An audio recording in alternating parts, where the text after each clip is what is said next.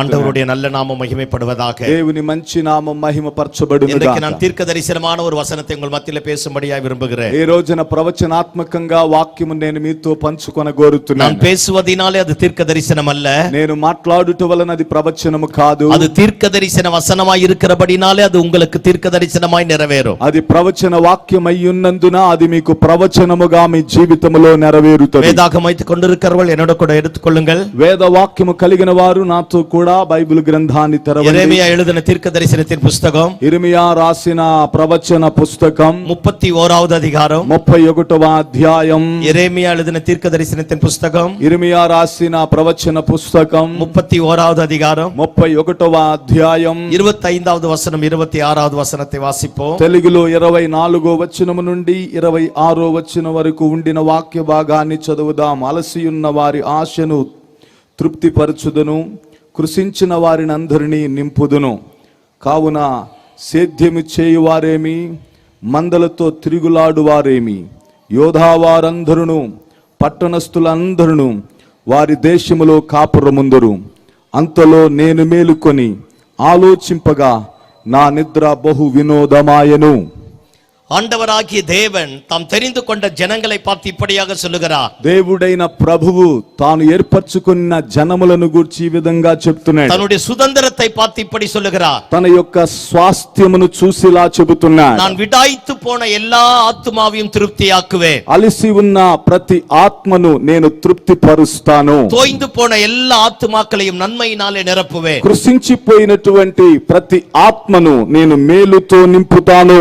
బలహీనపట్టు పోன, బలహీనపరచబడిన, விடாய்த்து போன, అలసిపోయిన, ఏమాత్రం అடைந்து పోన, మోసగించబడిన, வாழ்க்கையில எல்லாவற்றையும் இழந்து போய், జీవితములో అంతటిని కోల్పోయి, అనాథగளாக, అనాథులుగా, దిక్కற்றவர்களாக, ఇబ్బందులను అనుభవిస్తున్న వారిగా, கைவிடப்பட்டவர்களாக, చేయి విడువబడిన వారిగా இருக்கிற ஒரு தேசத்தை பார்த்து ఆండவர் இப்படியே சொல்லுகிறார். నిలిచిన ఒక దేశమును చూసి దేవుడిలాగు చెబుతున్నాడు. நீ இருக்கிற நிலைமையில நான் அப்படியே உன்னை விட்டு விட மாட்டேன். నీవు ఉన్న చోట నేను నిన్నలాగునే విడిచిపెట్టను.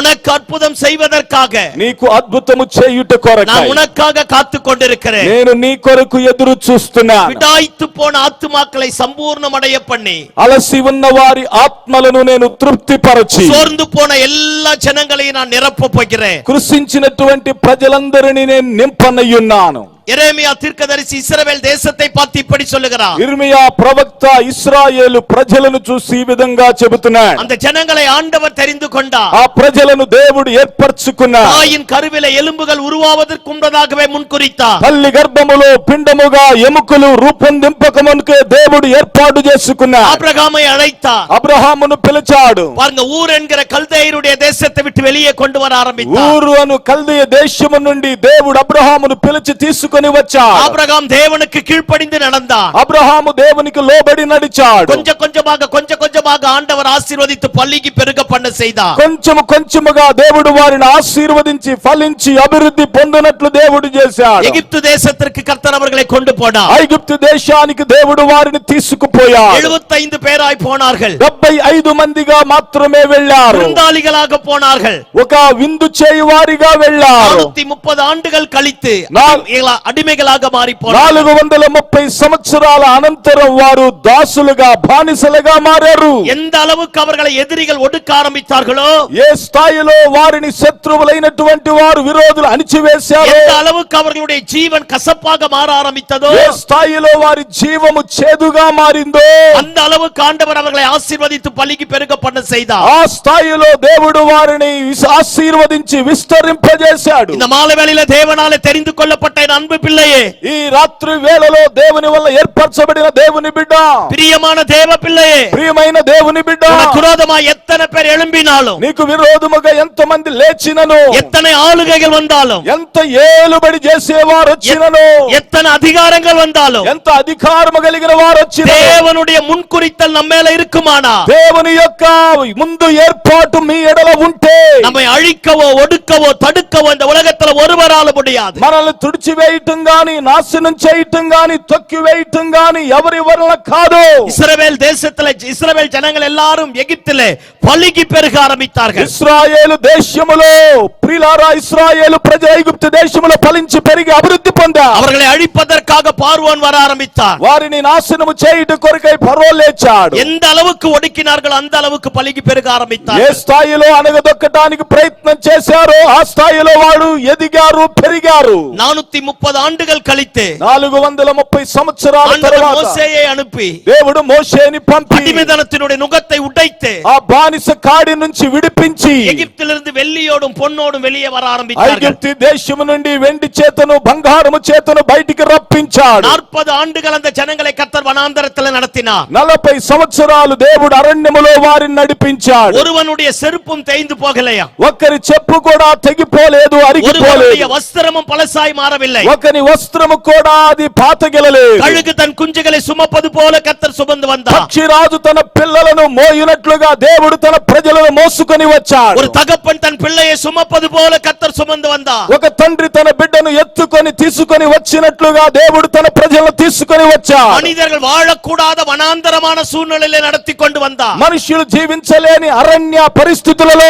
దేవుడు వారికి తోడై ఉన్నాడు. ஒரு விஷப்பூச்சி கூட அவர்களை கடிக்கவில்லை, ఒక చిన్న పురుగు కూడా వారిని తాకలేదు. தேவனுடைய பலன் அவர்களை பாதுகாக்க ஆரம்பித்தது. దేవుని బలము వారిని కాపాడటం మొదలెట్టింది. பகல் முழுக்க மேக ஸ்தம்பம், పగలంతయు మేఘస్తంభం, ராம் முழுக்க அக்கினி ஸ்தம்பம், రాత్రంతయు అగ్ని స్తంభం. ஆண்டவரே அவர்களை நடத்தி கொண்டு வர ஆரம்பித்தார். దేవుడే వారిని నడిపించడం మొదలెట్టాడు. பாருங்க, உபாகமம் புஸ்தகத்தை நன்றாக வாசித்து பார்ப்பீர்களானா, చూడండి, ద్వితీయోపదేశకాండం చక్కగా మీరు చదివితే ஆண்டவர் அந்த ஜனங்களுக்கு ஒரு பெரிய ஆசீர்வாதமான தேசத்தை தரப்போகிறார். దేవుడు తన ప్రజలకి గొప్ప ఆశీర్వాదకరమైన దేశమును ఇచ్చాడు. அந்த ஜனங்களை பார்த்து இப்படியாக சொல்லுகிறார், ఆ జనములను చూసి దేవుడు ఇలాగు చెప్పాడు, நீ பிரித்தெடுக்கப்பட்ட ஜாதி, మీరు ఏర్పరచబడిన జనం, நீ విశేషితமான జనం, మీరు విశేషమైన ప్రజలు, நீ என் சுதந்திரம், మీరు నా స్వాస్థ్యం, நீதான் என் சேஷ்ட புத்திர பாகம், మీరే నా యొక్క శ్రేష్ఠ పుత్ర భాగమై உன்னை ఉన్నారు. கொண்டு தேசத்தை அசைக்க போகிறேன், మీ ద్వారా నేను దేశమును కదల్చబోతున్నా. உன்னை கொண்டு ஜாதி ஜனங்களை ஆசீர்வதிக்க మీ போகிறேன், ద్వారా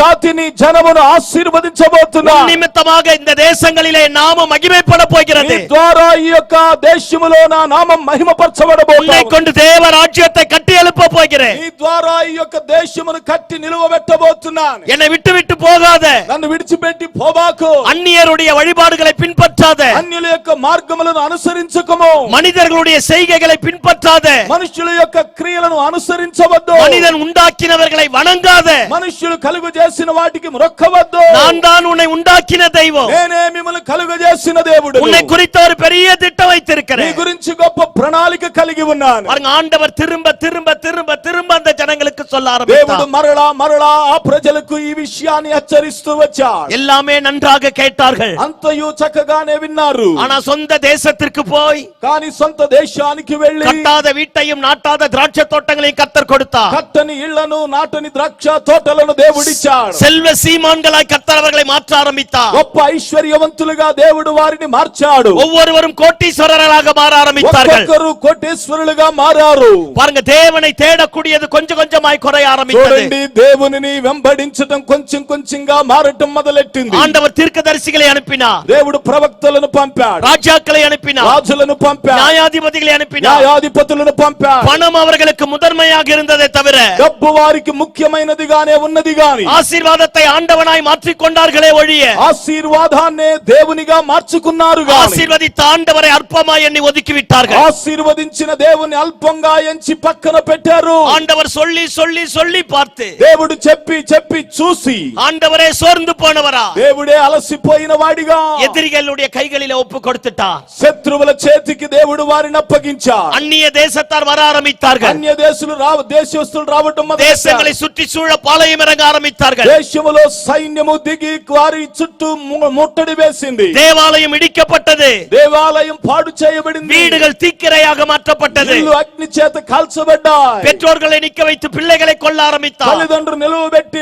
పిల్లలను చంపటం మొదలెట్టారు. பிள்ளைகளை நிக்க வைத்து பெற்றோர்களை கொல்ல ஆரம்பித்தார். పిల్లలను నిలువబెట్టి పిల్లల ముందే తల్లిదండ్రులు చంపటం మొదలెట్టారు. பஸ்கா பண்டிகைக்கு மட்டும்தான் எருசலேம் வீதிகளிலே ரத்த ஆறு ஓடுமா. పస్కా పండుగ దినాన మాత్రమే యెరూషలేము వీధులలో రక్తము ఏరులై పారిద్దట. ஆனா இந்த ஜனங்கள் தேவனுக்கு கீழ்ப்படியாமல் போனபடினாலே, కానీ ఈ ప్రజలు దేవునికి లోబడనొల్లని జనముగా ఉండినందున நாம எப்படி కుప్పைகளை பெருக்கி சேர்க்கிறோம் அதே போல மனித பிணக்குவியல்கள் சேர்க்கப்பட మనం ஆரம்பித்தது. ఎలాగూ ప్రియులారా చెత్తనంతా ఒక కుప్పగా పోగు చేస్తామో అలాగే మనుషుని యొక్క శవాలను పోగు చేసే పరిస్థితి ఏర్పడింది. தேசமே எரிந்து போக ஆரம்பித்தது. దేశమే కాలిపోవటం మొదలెట్టింది.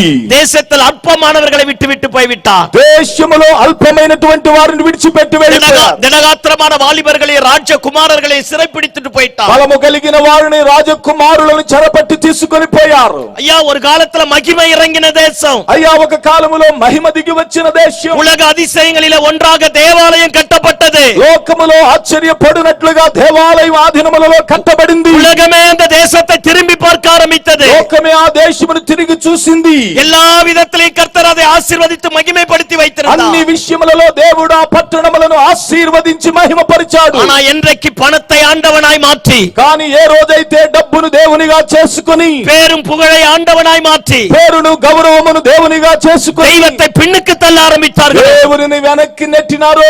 ஆண்டவர் தம்முடைய கரத்தை அவர்களை விட்டு எடுக்க ஆரம்பித்தார். దేవుడు తన హస్తమును వారి మీద నుండి తీసివేశాడండి. இப்ப சொந்த வீடு இல்ல, ఇప్పుడు సొంత ఇల్లు లేదు, சொந்த தேசம் இல்ல, సొంత దేశము లేదు, உறவுகள் இல்ல, బంధాలు లేవు, நேசிக்க கூடிய ஆள் இல்ல, ప్రేమించే వ్యక్తులు లేరు, அந்நிய தேசத்தில் அடிமையா இருக்கிறார். అన్య దేశములో బానిసలై ఉన్నారు. ஒருவேளை சாப்பாட்டுக்கு கஷ்டப்பட வேண்டிய நிலைமை, ఒక పూట భోజనము కొరకు కష్టపడవలసిన పరిస్థితి, எல்லாமே அவர்களை விட்டு பறிக்கப்பட்டு போயிற்று. అంతయు వారి యొద్ద నుండి పిరికివేయబడింది. அநாதைகளாக மாற்றப்பட்டவர்களா, అనాథులుగా మార్చబడిన వారిగా, கைவிடப்பட்டவர்களா, చేయి విడువబడిన వారిగా, நிச்சயம் இல்லாத எதிர்காலம் உடையவர்களா, ఒక నిశ్చయిత లేని ఎదురు చూపు లేనటువంటి వారిగా, அடுத்தது என்ன நடக்குமோ என்று திகிலும் பயமும் கலக்கமும் ఆ తరువాత ఏమి జరిగిద్దా అనేటువంటి దిగులు, భయము, కలవరముతో அவர்களுடைய வாழ்க்கையை கவ்வி பிடித்தபடினாலே వారి జీవితము తల్లడిల్లిన కారణము చేత அப்பதான் ஆண்டவரை நோக்கி பார்க்க ஆரம்பிக்கிறார்கள். అప్పుడు గాని దేవుని చూడటం మొదలెట్టారండి. இதுதான் வாழ்க்கையோ, ఇదా జీవితం, மீண்டும் எழும்ப முடியாதோ, ఇంకా తిరిగి లేవలేమో, மீண்டும் கட்டப்பட முடியாதோ, తిరిగి కట్టబడలేమో, மீண்டும் ஒரு நல்ல காலம் பிறக்காதோ, తిరిగి ఒక మంచి కాలం పుట్టదా, ஆண்டவர் பாவங்களை மன்னிக்க மாட்டாரோ, పాపములను క్షమించకుండా ఉంటాడా, கடைசி வரைக்கும் அடிமையாகவே மரித்து போக வேண்டியது, చివరి వరకు బానిసగానే మరణించి పోవలనా. அந்த ஜனங்களுடைய கண்ணீர் ஆண்டவரை தொட ఆ ஆரம்பித்தது. ప్రజల యొక్క కన్నీటిని దేవుడు తొడవటం அந்த మొదలెట్టాడు. ஜனங்களுடைய கதறுதல் தெய்வத்தை அசைக்க ஆரம்பித்தது. ఆ జనము యొక్క ఆ తల్లడిల్లింపు దేవుని హృదయమును కదిల్చింది. நாம் ఎత్తన துரோகம் செய்தாலும், మనం ఎంత ద్రోహం చేసినా, எவ்வளவு பாவம் செய்தாலும், ఎంత పాపము చేసినా, எவ்வளவு தேவனை விட்டு தூரம் போனாலும், ఎంతగా దేవుని విడిచి దూరముగా వెళ్ళినను, என்னைக்கு மனம் வருந்தி ஆண்டவரை நோக்கி பார்க்கிறோமோ, ఏ రోజైతే మనస్సు ప్రియులారా మార్పు నొంది దేవునిని వెతుకుతామో, அந்த நேரத்திலேயே ఆ సమయములోనే நம்முடைய குற்றங்கள் எல்லாவற்றையும் மன்னித்து, మన అవిధేయతలన్నిటిని క్షమించి, நம்முடைய பாவங்கள் எல்லாவற்றையும் நம்மை விட்டு அகற்றி మన போட்டு, పాపములన్నిటిని మన నుండి వేరు చేసి, இழந்து போன வாழ்க்கையை மீண்டுமாய் தருவதற்கு ஆண்டவர் போதுமானவராக కోల్పోయిన இருக்கிறார். జీవితాన్ని మరలా తిరిగిచ్చుటకు దేవుడు సరిపోయిన వాడై ఉన్నాడు. பாருங்க, இந்த ஜனங்கள் எல்லாரும் இப்ப தேசத்தை இழந்துட்டா. చూడండి, ఈ ప్రజలందరూ దేశమును కోల్పోయారు. இப்ப మనసుல ஒரு பெரிய ஏக்கம், ఇప్పుడు మనసులో ఒక ఆలోచన, திரும்ப கட்டப்பட மாட்டோமோ, తిరిగి కట్టబడమా, திரும்ப எழும்ப முடியாதோ. తిరిగి లేవలేమా. அப்போது ஆண்டவர் அவர்களை பார்த்து சொல்லுகிறார், అప్పుడు గాని దేవుడు వారిని చూసి చెప్తున్నాడు, நான் கைவிட்டு விட்டேன் என்று நினைத்தாயோ, నేను చేయి విడిచానన్ను అనుకున్నావా, உன் ஜெபத்திற்கு பதில் வராது என்று நினைத்தாயோ, ప్రార్థనకు జవాబు రాదనుకున్నావా, இதே இடத்தில் அடிமையாய் மாறி போய் விடுவாய் என்று ఇదే நினைத்தாயோ, చోట నీవు బానిసగా దాసుడుగా మారిపోతావనుకున్నా, இல்ல, లేదు, நீ என் சுதந்திரம், నీవు నా நீ స్వాస్థ్యం, என் சொத்து, నీవు నా సొత్తయ్యున్నా, நான் விடாய்த்து போன ஆத்மாவை மீண்டுமாய் உயிர்ப்பிக்க கூடிய ஆண்டவராக இருக்கிறேன். నేను అలసిన ప్రాణమును తిరిగి లేపువాడనయ్యున్నాను. நீ இழந்து போன எல்லாவற்றையும் உனக்கு திரும்ப தரப்போதுமானவராக కోల్పోయిన இருக்கிறேன். వాటన్నిటిని మరలా నేను తిరిగిచ్చువాడనయ్యున్నాను. ஆண்டவர் சொன்னார், முந்தின ஆலயத்தினுடைய மகிமை விட பிந்தின ஆலயத்தினுடைய மகிமை பெரியதாக దేవుడు இருக்கும். చెప్పాడు, ముందున్న ఆలయము కంటే కడవరి ఆలయము యొక్క మహిమ గొప్పదై ఉంటదని. இந்த நல்ல மாலை வேளையில ఈ మంచి సాయంకాలపు వేళ அன்றைக்கு இஸ்ரவேல் ஜனங்களுக்கு சொன்ன அதே தேவாவியானவர் ఆ దినాన ఇశ్రాయేలు ప్రజలకు చెప్పిన అదే ఆత్మదేవుడు இன்றைக்கு நம்மை பார்த்து சொல்லுகிறார். ఈ రోజున మనల్ని చూసి చెప్తున్నాడు. ஒருவேளை தெய்வத்தை விட்டு தூரம் போயிருக்கலாம், ఒకవేళ దేవుని విడిచి దూరంగా పోయి ఉండొచ్చు. பணத்தை நம்பி, డబ్బును నమ్మి, பதவியை நம்பி, పదవిని నమ్మి, பொருளை நம்பி, వస్తువులను నమ్మి, உறவுகளை நம்பி, బంధాలను నమ్మి, தெய்வத்தை விட்டு விலகி போயிருக்கலாம். దేవుని విడిచి దూరముగా వెళ్ళున్నావే, எல்லாவற்றையும் இழந்து போய் అన్నిటినీ కోల్పోయి அனாதை போல வந்திருக்கலாம். అనాథలాగా இது వచ్చుండొచ్చు. எனக்கு மிஞ்சின பாரமாய் இருக்கிறது என்று நினைக்கலாம். ఇది నాకు మించిన భారమని అనుకోవచ్చు. இனி இந்த இடத்தை விட்டு என்னால எழும்பவே முடியாது என்று ఈ நினைக்கலாம். చోటు నుండి నేను లేవలేనని అనుకోవచ్చు. இனி இந்த பாவத்திற்கு பரிகாரமே இல்லை என்று நினைக்கலாம். ఈ పాపానికి పరిష్కారమే లేదని இல்ல అనుకోవచ్చు. தேவ பிள்ளையே, లేదు దేవుని இந்த బిడ్డ. மாலை வேளையில கர்த்தர் உன்னை பார்த்து சொல்லுகிறார். రాత్రి వేళ దేవుడు నిన్ను చూసి చెప్తున్నా, நான் விடாய்த்து போன ஆத்துமாவை சம்பூர்ணமடைய பண்ணக்கூடிய தெய்வம், అలసిన ప్రాణమును నేను తృప్తి పరిచే దైవమును, பலவீனனை பலவானாய் மாற்றக்கூடிய ஆண்டவர், బలహీనుణ్ణి బలవంతునిగా మార్చే దేవుడు, தரித்திரரை செல்வசீமானாய் மாற்றக்கூடிய ஆண்டவர், దరిద్రుని మహా గొప్ప ఐశ్వర్యవంతునిగా பாவியை చేసేవాడు, பரிசுத்தவானாய் மாற்றக்கூடிய పాపిని ஆண்டவர், పరిశుద్ధునిగా మార్చేవాడును, இழந்து போனதை தேடவும் ரட்சிக்கவுமே நான் வந்தேன். కోల్పోయిన దాన్ని తిరిగి రక్షించుటకే వచ్చి ఉన్నాను. இழந்து போன எல்லாவற்றையும் உனக்கு திரும்ப தர வந்தேன். పోగొట్టుకున్న వాటన్నిటిని నేను తిరిగి ఇవ్వడానికి వచ్చాను. ஆண்டவர் சொல்லுகிறார், இதற்காகவே நான் விழித்துக் கொண்டிருக்கிறேன். దేవుడు చెప్పాడు కదా, ఇందు కొరకే నేను మేలుకొని ఉన్నానంటున్నా. நீ எப்பொழுது என்னிடத்தில் வருவாய்? నీవెప్పుడు నా యొద్దకు நீ వస్తావు? எப்பொழுது மனம் திரும்புவாய்? ఎప్పుడు మారు మనసు எப்பொழுது పొందుతావు? உன் இருதயம் மாறும்? ఎప్పుడు నీ హృదయం మారుతుంది? உனக்காகவே காத்துக் నీ கொண்டிருக்கிறேன். కొరకే నేను ఎదురు చూస్తున్నా. நான் மீண்டுமாய் உன் பட்சத்தில் வரப்போகிறேன். మరలా నీ కొరకై తిరిగి రాబోతున్నాను. உனக்கு ஒரு பெரிய అద్భుతத்தை செய்ய போகிறேன். ఇంకో గొప్ప అద్భుతాన్ని இழந்து చేయబోతున్నాను. போன எல்லாவற்றையும் திரும்ப உனக்கு தரப்போகிறேன். కోల్పోయిన వాటన్నిటిని తిరిగి నీకు ఇవ్వబోతున్నాను. நான் நீ நினைக்கிற மாதிரி నీవు ஆண்டவர் இல்லை. అనుకున్నట్టుగా దేవుణ్ణి కాదు నేను. மனிதனாலே உண்டாக்கப்பட்ட தெய்வங்களைப் போல நான் அல்ல. మనుషుని వల్ల కలుగు చేయబడిన దైవముల వంటి వాడును కాను. நான் உன்னை குறித்து ஒரு பெரிய திட்டம் வைத்திருக்கிறேன். నేను నీ కొరకై గొప్ప ప్రణాళిక కలిగి ఉండినా. உனக்கு செய்ய வேண்டியதை நான் செய்ய போகிறேன். నీకు చేయవలసిన దాన్ని నేను చేయబోతున్నాను. அல்லேலூயா. హల్లెలూయా. ஒருவேளை இந்த நல்ல மாலை வேளையில ఒకవేళ ఈ మంచి రాత్రి వేళ தெய்வத்தை விட்டு வேற ஏதோ ஒன்றை அண்டிக் கொண்டிருப்போமானா, దేవుణ్ణి విడిచి వేరే ఒక దాన్ని నువ్వు అంటి పెట్టుకొని ఉంటే, தேவன் பட்சமாய் திரும்புவோமாக. దేవుని వైపు తిరుగుదుముగా. எந்த இடத்துல தோற்று போனோமோ அதே இடத்துல தெய்வம் ஜெயிக்கப்படுவா. ఏ చోట ఓడిపోయారో ఆ చోటే దేవుడు మిమ్మల్ని జయమును పొందినట్లు చేయవాడై ఉన్నాడు. ஒருவேளை சுமக்க கூடாத பாரத்தோடு வந்திருக்கலாம். ఒకవేళ మోయలేని భారముతో వచ్చి ఉండవచ్చు. இது எனக்கு மிஞ்சின காரியமாய் இருக்கிறது என்று நினைக்கலாம். ఇది నాకు మించిన కార్యమని మీరు అనుకోవచ్చు. இதிலேயே என்னுடைய வாழ்க்கை முழுகி போய்விடுமோ என்று நினைக்கலாம். ఇందులోనే నా జీవితం మునిగిపోయిందని మీరు అనుకోవచ్చు.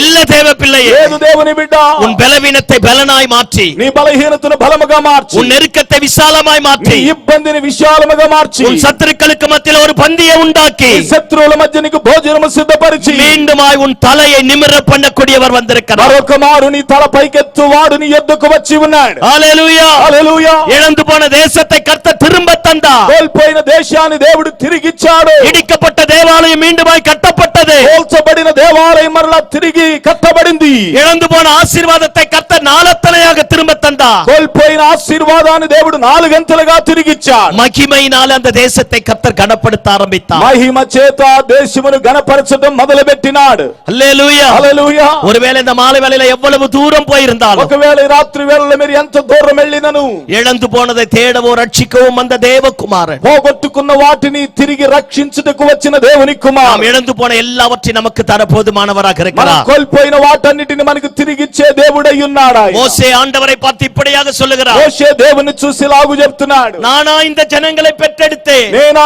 ఈ ప్రజలను కన్నాను, இது எனக்கு மிஞ்சின பாரமாய் இருக்கிறது, ఇది నాకు మించిన భారమై ఉన్నది, இந்த జனங்களை எப்படி வழிநடத்த போகிறேன் என்று எனக்கு தெரியல, ఈ ప్రజలు నేను ఎలా నడిపించాలన్నది నాకు తెలియలేదు, அதனால நான் உயிரோடு இருப்பதை பார்க்கிறோம், అందువలన నేను బ్రతికి ఉండటం కంటేను நீர் என்னை கொன்று போடும் ஆண்டவரே. నీవు నన్ను చంపివేయి దేవా.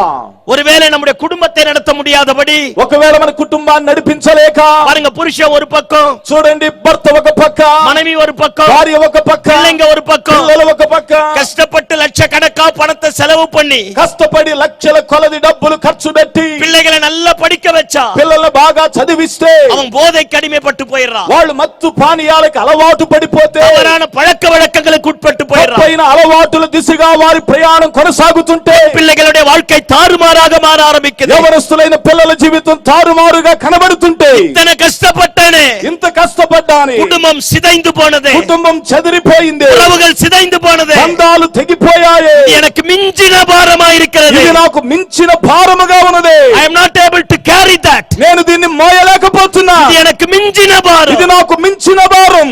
எதுக்கு இந்த வாழ்க்கை? ఎందుకు నాకు ఈ జీవితం? இருப்பதை விட மரித்து போய் விடலாமே. ఉండటం కంటే చనిపోవటమే మేలు కదా అనుకుంటే மோசே ஆண்டவரை பார்த்து சொல்லுகிறான். మోషే దేవుని చూసి చెప్తున్నాడు, ஐயா தேவனோடு முகமுகமாய் பேசினவன், అయ్యో దేవునితో ముఖాముఖిగా మాట్లాడినవాడు, நியாயப்பிரமாணத்தை தேவனிடத்திலிருந்து வாங்கி கொண்டு வந்தவன், దేవుని యొద్ద నుండి ధర్మశాస్త్రమును పొందుకున్నవాడు. மோசேயை போல தேவனோடு முகமுகமாய் பேசினவன் ஒருவனும் இல்லை. మోషేలాగా దేవుని ముఖాముఖిగా చూసినవాడు ఒక్కడైనను లేడు. தேவ பிரசன்னம் மோசேயை ஆட்கொள்ள ஆரம்பித்தது. దేవుని ప్రసన్నత మోషేని కమ్మడం మొదలుపెట్టింది. அப்பேற்பட்ட மோசே தான் சொல்லுகிறார், అలాంటి మోషే చెప్తున్నాడు, இந்த ஜனங்கள் எல்லாம் வணங்கா கழுத்துள்ள ஜனம், ఈ ప్రజలందరూ లోబడనొల్లని ప్రజలయ్యా, இது எனக்கு மிஞ்சின பாரம், ఇది నాకు మించిన భారం. என்னை கொன்று போடும் ஆண்டவரே, నన్ను చంపివేయి దేవా, வாழவே எனக்கு பிடிக்கல ஆண்டவரே, బ్రతకటం నాకు ఇష్టం లేదయ్యా. என்ன ஊழியம், ఏమి సేవ, என்ன குடும்பம், ఏం కుటుంబం, என்ன வாழ்க்கை, ఏమి జీవితం, இது எனக்கு மிஞ்சின பாரம். ఇది నాకు మించిన భారం. சில நேரத்துல பாருங்க, కొన్నిసార్లు చూడండి, குடும்பமே அப்படியே செதஞ்சு போய் కుటుంబం అలాగు చెదిరిపోయి, அப்படியே சின்ன பின்னமா மாறி, అలాగు చిన్న భిన్నంగా మారిపోయి, எங்கேயோ ஒரு இடத்துல கூனி குறுகி போயிடும், ఎక్కడో ఒక చోట వంగిపోయి గూనిగా మారిపోయి செத்து போயிடலாமா, చనిపోదామా? என்ன வாழ்க்கை, ఏమిటి జీవితం, என்ன குடும்பம், ఏమిటి కుటుంబం? ஒருவரும் புரிஞ்சுக்கலையே, ఒక్కరును అర్థం చేసుకోవడం లేదే, பிள்ளைகளும் மாறலையே, పిల్లలు మారలేదే, ஏதோ ஒரு வழி, ఏదో ఒక బాధ, ஏதோ ஒரு வேதனை. ఏదో ఒక వేదన. இந்த మాலை వేళలో நீங்களும் ఈ రాత్రి వేళ మీరు కూడా விடாய்த்து போய் வந்திருக்கலாம். ఒకవేళ విసిగిపోయి వచ్చి ఉండవచ్చు. போங்க சார், உங்களுக்கு என்ன தெரியும், వెళ్ళండి సార్, మీకేమి తెలుసు? நான் படுற பாடு எனக்கு தானே தெரியும், మేము పడుతున్న బాధ మాకు గాని తెలుసు, நான் போற வழி எனக்கு மட்டும் தானே మేము தெரியும், వెళ్ళే మార్గం మాకు గాని తెలుసయ్యా. இது என் திராணிக்கு மிஞ்சினது. ఇది నా శక్తికి మించినది. மோசே ஆண்டவரை பார்த்து சொல்லுகிறார், మోషే దేవుని చూసి చెప్తున్నాడు, என்னை கொன்று போடும் ஆண்டவர், నన్ను చంపివేయి దేవా, எனக்கு வாழவே பிடிக்கல, నాకు బ్రతకటమే ఇష్టం లేదు, இந்த ஊழியமே வேண்டாம், ఈ సేవనే వద్దు, இந்த జనங்களே வேண்டாம், ప్రజలే వద్దు, போதும் ஆண்டவரே, చాలు దేవా, இது எனக்கு மிஞ்சின பாரம். ఇది నాకు మించిన భారం. ஒருவேளை இந்த மாலை வேளையில ఒకవేళ రాత్రి వేళలో குடும்பத்தை நினைத்து, కుటుంబాన్ని తలంచి, பிள்ளைகளை நினைத்து, పిల్లలను జ్ఞాపకం చేసి, வாழ்க்கையை நினைத்து జీవితాన్ని తలంచుకొని ஏதோ ஒரு விதத்துல உடைந்து போய் வந்திருக்கலாம். ఏదో ఒక విధముగా అలసి వస్తే గనుక மோசேயை பார்த்து ஆண்டவர் சொல்லுகிறார், మోషేని చూసి దేవుడు చెప్తున్నాడు, மோசே, మోషే, என் கரம் குறுகி போயிற்றோ, నా హస్తము కురచదాయనా, வல்லமை செய்யக்கூடாதபடி என் வல்லமை குன்றி போனதோ, నా శక్తిని కనపరచలేనంతగా నా హస్తమేమైనా కురచదయిందా? இல்ல மோசே, లేదు మోషే, இந்த ஜனங்களுக்கு மத்தியில உன்னை மீண்டுமாய் உயர்த்துவேன், ఈ ప్రజల మధ్య మరలా నేను నిన్ను హెచ్చిస్తాను. அல்லேலூயா. హల్లెలూయా. ஒருவேளை குடும்பத்துல, ఒకవేళ కుటుంబములో, வேலையில, పనిలో, வியாபாரத்துல, వ్యాపారములో, வாழ்க்கையில, జీవితములో, சமுதாயத்துல, సమాజములో, இருக்கிற கிராமத்துல ఉన్న గ్రామములో எல்லாமே சிதறண்டு போய் అంతయు చెదరిపోయి பைபிள் எடுத்துட்டு சபைக்கு வரும்போதெல்லாம் బైబిల్ తీసుకొని సంఘానికి వచ్చినప్పుడల్లా ஏதோ ஒரு வலியோடு வேதனையோடு வரலாம். ఏదో ఒక బాధతో నెప్పితో రావచ్చు. நான் எல்லாத்தையும் பார்த்துட்டேன் பாஸ்டர், నేను అంతా చూశాను எனக்கு పాస్టర్, எல்லாமே தெரியும், నాకంతా తెలుసయ్యా, ஒண்ணுமே நடக்கல, ఏమీ జరగలేదు, வாழ்க்கை இருண்டு போன நிலைமையில இருக்கு. జీవితం ఎండిపోయిన స్థితిలో மாலை కనబడుతుంది. வேளையில ஆண்டவர் சொல்லுகிறார், ఈ రాత్రి వేళ దేవుడు చెప్తున్నాడు, நான் உன்னை இப்படியே விட்டு விட மாட்டேன், నేను నిన్నులాగునే విడిచిపెట్టను. விடாய்த்து போன ஆத்மாவை சம்பூர்ணம் அடையப்படும், అలసి ఉండినటువంటి ప్రాణమును నేను తృప్తిపరచువాడను, சோர்ந்து போன உனக்கு பலனை தருவேன். నీరసిల్లుచున్న నీకు బలమునిస్తాను. பாருங்க, உன்னுடைய குடும்பத்தில் இருக்கிற அத்தனை பேரையும் நான் மீண்டுமாய் மாற்றுவேன். చూడండి, మీ కుటుంబములో ఉండిన వారందరిని మరలా నేను రూపాంతరపరుస్తాను. வணங்கா కழுத்துள்ளவர்களை ఇదిగో సరిగా లోబడనల్లని వారు தெய்வத்தினுடைய பிள்ளைகளாய் நான் மாற்றுவேன். దేవుని పిల్లలుగా మారుస్తాను. என்னுடைய కరం కురిగి పోகவில்லை. ఇదిగో నా హస్తము కురచ కాలేదు. அல்லேலூயா, హల్లెలూయా, அல்லேலூயா. హల్లెలూయా. குறுகி போகாத தேவனுடைய கரம் நம்முடைய மேல வந்து அமரப் போகிறது. కురచ కాని దేవుని హస్తం వచ్చి మన పైన ఉండనయ్యున్నది. எதை நடத்த முடியாது நினைத்தோமோ, ఏది జరగదని అనుకున్నామో, எவைகளை கட்டி எழுப்ப முடியாது என்று நினைத்தோமோ, ఏది కట్టి నిలవబెట్టలేం అనుకున్నామో, எந்த பிள்ளைகள் ரட்சிக்கப்படாது என்று நினைத்தோமோ, పిల్లలు రక్షించబడరని అనుకున్నామో, அதே பிள்ளைகளுக்கு மத்தியில தேவ மகிமை விளங்க போகிறது. అదే పిల్లల మధ్య దేవుని మహిమ వెల్లడి కానయ్యున్నది. ஹல்லேலூயா, హల్లెలూయా. குறுகி போகாத அவருடைய கரம், కురచ కాని ఆయన హస్తం, பலன் கொடுக்கக்கூடிய அவருடைய கரம், బలమిచ్చే ఆయన హస్తం, அற்புதங்களை நடப்பிக்கக்கூடிய அவருடைய வல்லமை అద్భుతాలను జరిగించే ఆయన శక్తి மீண்டுமாய் உனக்கு ஒரு பெரிய அற்புதத்தை செய்ய போகிறது. కొనసాగించి మరొక అద్భుతాన్ని మీ జీవితంలో కరిగించవయ్యున్నది. பயப்படாதே, భయపడవద్దు. உன் மேல இருக்கிற நுகங்களை உடைத்து, నీ మీద ఉండిన కాడులన్నీ తెగనరికి, உன் கட்டுகளை அறுத்து, కట్టులను తెగనరికి, உன் பேருக்கு விளைவித்த வித்தை கர்த்தர் மாற்றி నీ போடுவார். పేరుకు తగిన ఫలమును ఆయన నీకు దయచేయువాడై ఉన్నాడు. இருக்கிற மாதிரியே கர்த்தர் இருக்க விட மாட்டார். ఉన్నవానిగా ఉన్నట్టుగానే ఉంచడాయన. உலகத்தில் இருக்கிற எல்லா மனிதர்களை விட లోకములో ఉండిన మనుషులందరికంటే மோசே செத்து போயிடுவேன்னு சொன்னான். మోషే చనిపోతానని ஆனா చెప్పాడు. மோசேயினுடைய மரணத்தை பரலோகமே அடக்கம் செய்ய ஆரம்பித்தது. కానీ మోషే మరణము పరలోకమే సమాధి కార్యక్రమమును జరిగించింది. ஒருவேளை இன்றைக்கு உங்களுடைய நிலைமை ஒரு மாதிரி இருக்கலாம். ఒకవేళ ఈ రోజున మీ పరిస్థితి ఒకలాగా అనిపించొచ్చు. என்னைக்கு ஆண்டவருடைய கரம் நமக்கு நேரா நீட்டப்பட ஆரம்பிக்கிறதோ, ఎప్పుడైతే దేవుని హస్తం మన వైపు చాపబడుతుందో அன்றைக்கே ஒரு மகிமை விளங்கப்படும். ఆ రోజే ఒక మహిమ వెల్లడైంది. சீர்கெட்டு போன தேசத்திற்காக நெகேமியா உட்கார்ந்து அழுதான். పాడైపోయిన దేశము కొరకు నెహెమియా కూర్చొని ఏడ్చాడు. ஜனங்கள் அனுபவிக்கிற நிந்தையை கண்டு நெகேமியா அழுதான். ప్రజలు అనుభవిస్తున్న నిందను జ్ఞాపకం చేసుకుని ఏడ్చాడు. சில நாளாய் துக்கித்து அழுது தேவனை நோக்கி மன்றாட ஆரம்பித்தான். కొన్ని దినాలుగా దుఃఖించి ఏడ్చి దేవుని దగ్గర గోజాడటం మొదలెట్టాడు. தேவ வார்த்தை இப்படியாக சொல்லுகிறது. దేవుని వాక్యం ఇలాగూ ప్రకటించబడుతుంది. நெகேமியாவின் மேல கர்த்தருடைய கரம் அமர ஆரம்பித்ததா. నెహెమియా పైకి దేవుని హస్తం రావటం మొదలెట్టింది. என்னைக்கு நெகேமியாவின் மேல கர்த்தருடைய கரம் வந்து அமர்ந்ததோ,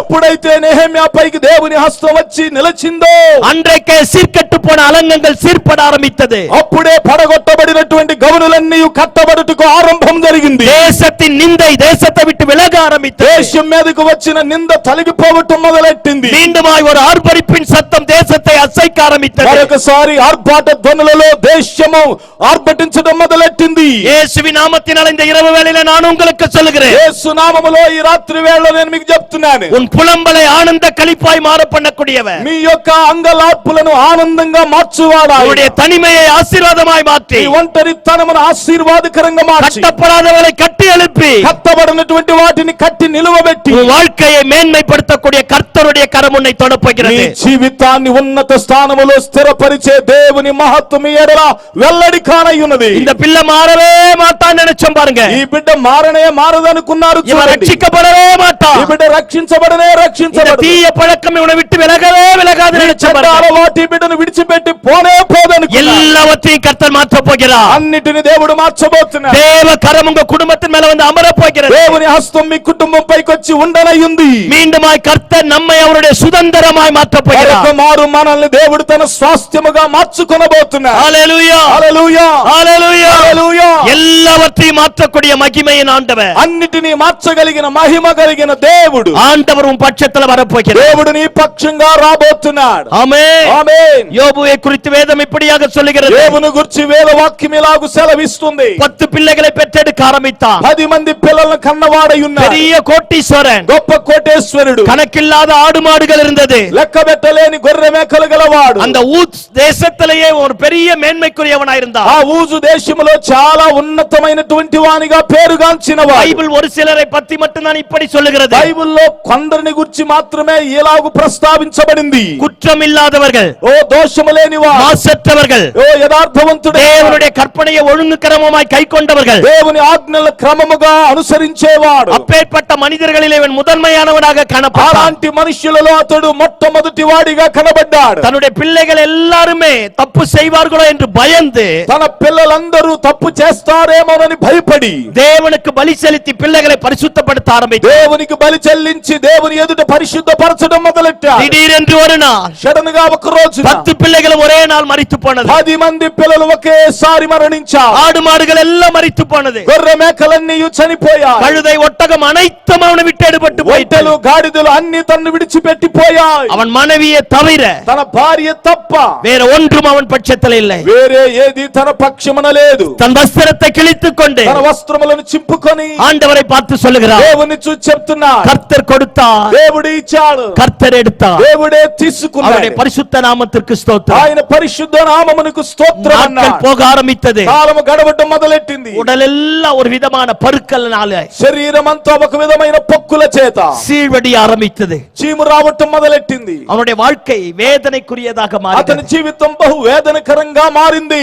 அவனுடைய மனைவியாலேயே புருஷனை சகிக்க முடியல. అతని భార్య వలనే తన భర్తను చూసి సహించలేకపోయింది. தன் பாதங்களை நெய்யால் கழுவினவன், తన యొక్క పాదములను నేతితో కడిగినది. ஆனா இன்றைக்கு சீழும் வேதனையும் ரணமுமாய் மாறி కానీ ఈ கிடக்கிறான். రోజున ఆ గాయములు, ఆ చీము, ఆ యొక్క నొప్పిని చూసి తట్టుకోలేకపోయింది. மனைவி அவனை பார்த்து சொல்லுகிறார், భార్య అతన్ని చూసి చెప్తా ఉంది, போதும் தேவனை துதித்தது, చాలు దేవుని స్తుతించింది, ஆண்டவரை ஆராதித்தது போதும், దేవుని ఆరాధించింది చాలు, தேவனை தூஷித்து உன் ஜீவனை விடு, దేవుని దూషించి నీ యొక్క ప్రాణమును విడువు. యోబు சொல்லுகிறார், యోబు చెప్తున్నాడు, பைத்தியக்காரி பேசுவதை போல பேசுகிறார், వెర్రి దాని వలె మాట్లాడుతున్నట్లు మాట్లాడకు. நன்மை பெற்ற நாம் தீமையை பெற வேண்டாம். మేలును పొందిన మనము కీడును అనుభవించదగమా?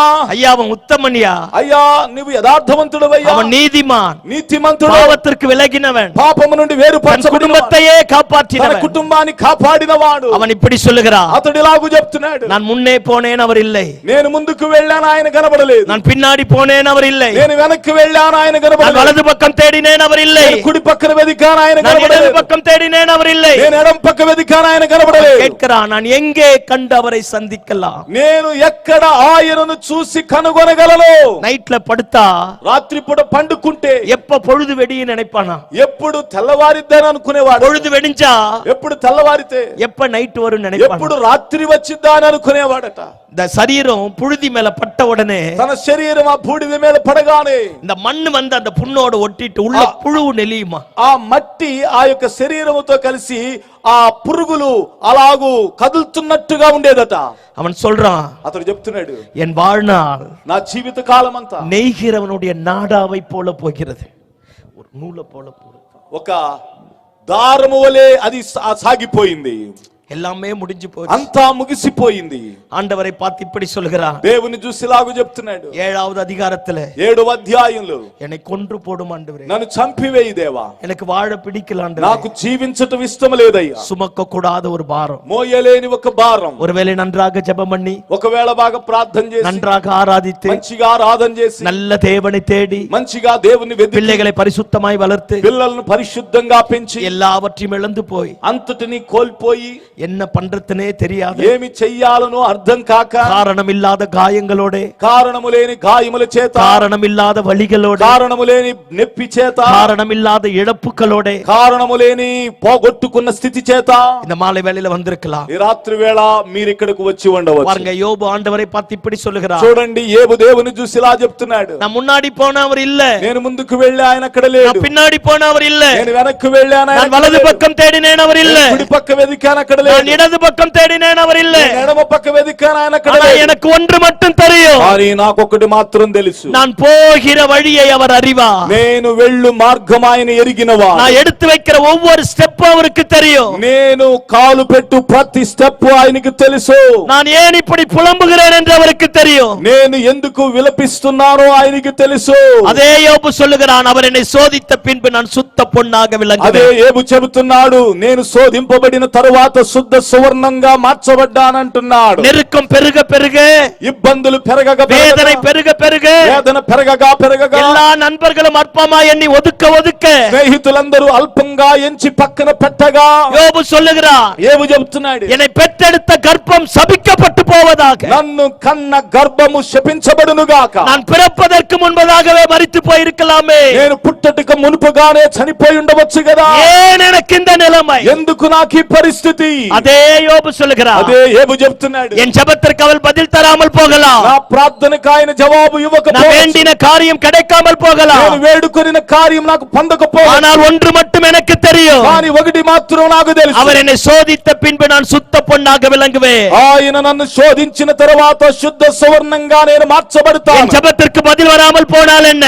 నా ప్రార్థనకు జవాబు రాకపోతే ఏమి, என் கூட இருந்தவைகள் எல்லாம் என்னை விட்டு பறிக்கப்பட்டு போனால் என்ன, నాతో కూడా ఉండినవన్నీ నా దగ్గర నుంచి లాగివేయబడినా ఏమి, என்னுடைய ఆస్తి அந்தஸ்து எல்லாவற்றையும் இழந்தால் என்ன, నా ఆస్తి అంతస్తు అంతా కూడా కోల్పోయినా என் ఏమి, மீட்பர் உயிரோடு இருக்கிறார், నా యొక్క కాపరి సజీవుడై ఉన్నాడు, என் மீட்பர் உயிரோடு இருக்கிறார், విమోచకుడు సజీవుడై ఉన్నాడు, என் சொந்த கண்களினாலே நான் மீண்டுமாய் அவரை నా காண்பேன். సొంత కన్నులతో నేను ఆయన చూస్తాను. ஒருவேளை நன்றாக ஜெபித்து, ఒకవేళ బాగా ప్రార్థన చేసి, நன்றாக ஆராதித்து, మంచిగా ఆరాధన చేసి, அடி மேல் அடி, దెబ్బ మీద దెబ్బ, வேதனைகளுக்கு மேல வேதனை, వేదనపై వేదన, இழப்புகளுக்கு மேல இழப்பு, కోల్పోయిన దాని వెంట காரணம் இல்லாத காயங்களோட కారణము లేని గాయములతో நீங்களும் நினைக்கலாம், నీవు అనుకోవచ్చు, இது எனக்கு மிஞ்சின பாரமா నాకు இருக்கிறது, మించిన భారంగా ఉంది, போதும் ஆண்டவரே, చాలు దేవా, என் ஜீவனை எடுத்துக்கொள்ளும், నా జీవమును తీసుకో, ஏதோ ஒரு கவலை, ఏదో ఒక చింత, ஏதோ ஒரு பயம் ఏదో ఒక భయం உன்னை எங்கேயோ ஒரு இடத்துல கூனி குறுகி போக பண்ணிருக்கலாம். ఎక్కడో ఒక చోట కూర్చుండబెట్టి వంగిపోయేటట్టు చేసి இந்த ఉండవచ్చు. மாலை வேளையில உனக்கு ஒரு நல்ல செய்தி. ఈ రాత్రి వేళలో నీకు ఒక మంచి సందేశం.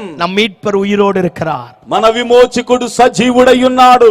ஆமென். ఆమేన్. இழந்து போனதை திரும்ப தருவார். కోల్పోయిన వాటిని తిరిగి ఇచ్చువాడై ఉన్నాడు. யார் முன்னாடியும் தலை குனிந்து போக விட மாட்டார். ఎవరి ముందు తల వంపులు తేడాయన.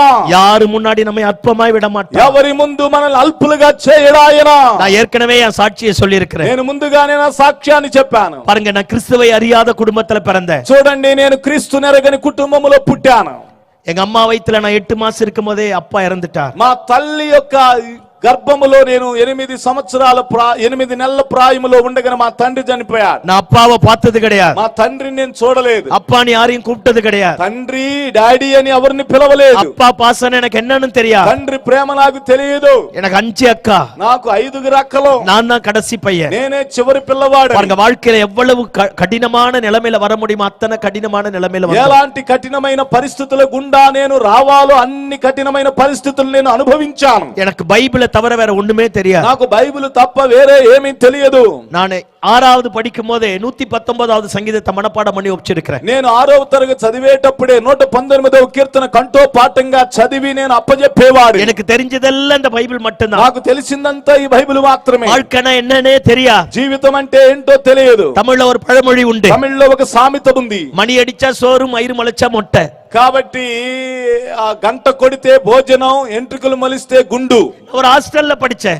ఒక హాస్టల్లో చదివా. வாழ்க்கைனா என்னன்னே தெரியாது. జీవితం అంటే ఏంటో తెలియదు. 10th முடிச்சிட்டு 10వ తరగతి ముగించి மீண்டும் ஃபர்தரா படிப்பதற்காக வெளியே வந்தேன். పై తరగతులు చదవటం కోసం బయటికి వచ్చా. அப்பதான் வாழ்க்கைனாலே என்னன்னு தெரிய ஆரம்பிச்சது. అప్పుడు గాని జీవితం అంటే ఏంటో తెలియటం ప్రారంభమైంది. நான் தூங்கின இரவை விட அழுத இரவுகள் அதிகம். నేను నిద్రపోయిన రాత్రుల కంటే ఏడ్చిన రాత్రులు అధికం. என் குடும்பத்திற்கு விரோதமாக ஒருத்தன் சூனியம் నా பண்ணிட்டான். కుటుంబానికి విరోధంగా ఒకడు శాతబడి చేశాడు. 17 வயசுல போலீஸ் ஸ்டேஷன் போயிருக்கிறேன். 17 సంవత్సరాల వయసులో పోలీస్ స్టేషన్ లోకి వెళ్ళాను. ஊர் பஞ்சாயத்துல நின்னு இருக்கிறேன். ఊరు పంచాయతీలో నిలవబడ్డాను. எங்க అమ్மா வீடோ, మా యొక్క తల్లి వెదవరాలు. புருஷன் இல்லாத குடும்பம் எவ்வளவு கஷ்டப்படுன்னு எனக்கு தெரியும்.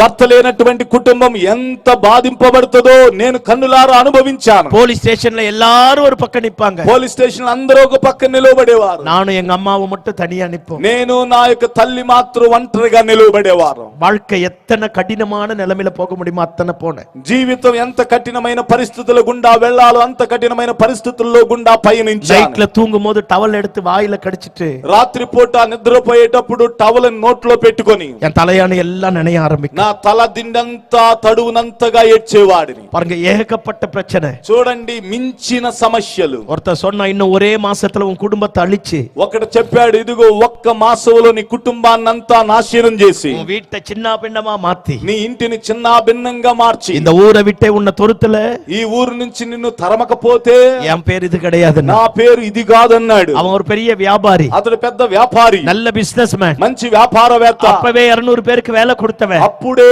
అతడు 200 మందికి పని కల్పించిన వాడు. நான் +2 படிச்சிட்டு இருக்கிறேன். నేను ఇంటర్మీడియట్ చదువుతున్నాను. எனக்கு வாழ்க்கைனா என்னன்னே தெரியாது. నాకు జీవితంలో ఏమీ తెలియదు. எல்லாமே ஆண்டவர் மட்டும்தான். అంతా దేవుడు మాత్రమే. 4 ரோடு ஒண்ணா போற ஜங்ஷன்ல நின்னுட்டு இருக்கிறேன். 4 రోడ్లు ఒకటిగా పోయేటువంటి జంక్షన్ లో నిలవబడ్డారు. எல்லாருக்கும் முன்னாடி அந்த ஆள் கை நீட்டி இப்படி சொல்லிட்டான். అందరి ముందు అతడు చెయ్యి చూపి ఏలు చూపి ఇలా అన్నాడు. நான் வானத்தை அண்ணாந்து பார்த்து கேட்டேன். నేను ఆకాశం వైపు చూసి దేవుణ్ణి అడిగాను. நான் எந்த கோயிலுக்கும் போனது கிடையாது. నేను ఏ గుడికి వెళ్ళింది లేదు. யாரையும் கையெடுத்தது கிடையாது. ఎవరి దగ్గర చెయ్యి చాపింది இந்த లేదు. பைபிளை தவிர வேற எதையுமே நம்பினது கிடையாது. నాకు బైబిల్ తప్ప ఏ దానిని నమ్మింది లేదు. ஆண்டவரை பார்த்து கேட்டேன், நீ எல்லாம் ஒரு ஆண்டவரா? దేవుని చూసి నేను అడిగాను, నీవు దేవుడవా?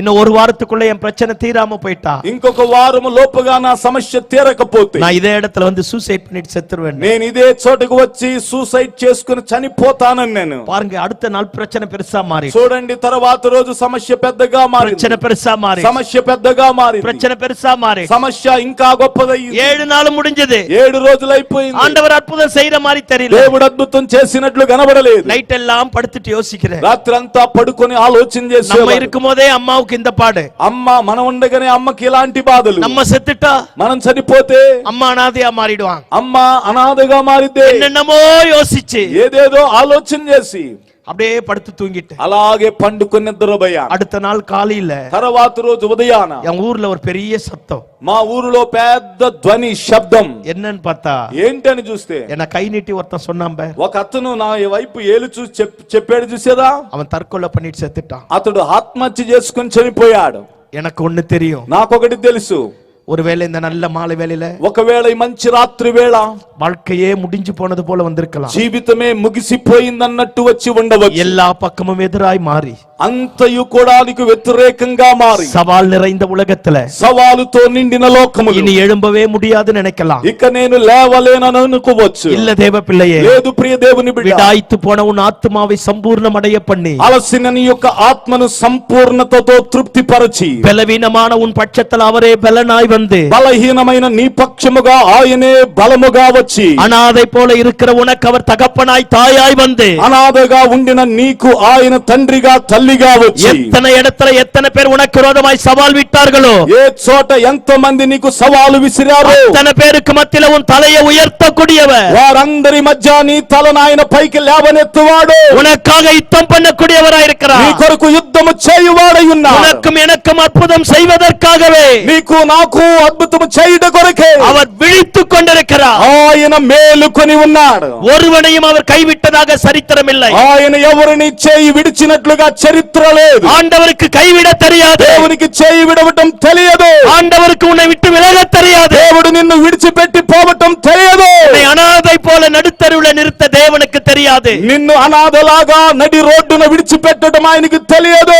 எந்த சூழ்நிலையில வந்திருக்கிறாய்? ఎలాంటి పరిస్థితుల్లో వచ్చావు? யார் உன்னை அற்பமா எண்ணி விட்டார்கள்? ఎవరు నిన్ను అల్పంగా ఎంచారు? விடாய்த்து போனாயோ? అలసిపోయావా? வாழ்க்கையை தொலைத்து போனாயோ? జీవితమును కోల్పోయినట్టు இந்த மாலை வேளையில இயேசு மீண்டும் உன் வாழ்க்கையை கட்டி எழுப்ப ఈ రాత్రి వేళలో దేవుడు నీ జీవితాన్ని తిరిగి కట్టబోతున్నా. ஆமென். ఆమేన్. உனக்கு மிஞ்சின பாரமாக இருக்கலாம். నీకు మించిన భారము நீ కనిపించవచ్చు. புரிந்து கொள்ளாத ஒரு கடினமான பாதையில போகலாம். నీవు అర్థం కానటువంటి కఠినమైన మార్గములోను వెళుతున్నట్టు எல்லா అనిపించవచ్చు. பாதைகளையும் தலைகீழாக மாற்றி ప్రతి మార్గమును దేవుడు తలకిందులుగా உன்னை చేసి ஆசீர்வதித்து నిన్ను ఆశీర్వదించి உன் பேரை பெருமைப்படுத்த నీ పేరును గొప్ప చేసి பரிசுத்தமுள்ள தேவன் வந்திருக்கிறார்.